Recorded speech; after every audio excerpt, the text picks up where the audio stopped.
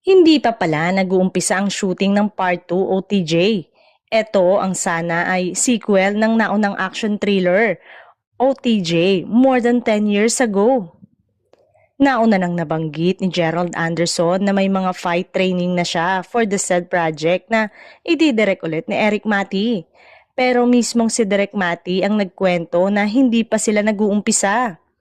Hindi pa kami nag-uumpisa ng shooting, sabi ko nga dapat next time pelikula na lang. Kasi sa series maraming approval.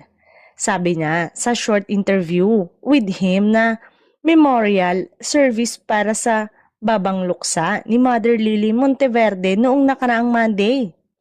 Pero totoo ba na, ayon sa isang source, sa HBO raw ito, nagkakaproblema kaya malabo na itong matuloy.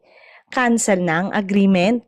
Ang OTJ ay nag-premiere sa Cannes Directors Fortnight sa isang standing ovation noong 2013 kaya marami ang nanghihinayang sakaling hindi na matuloy ang proyektong ito ng aktor.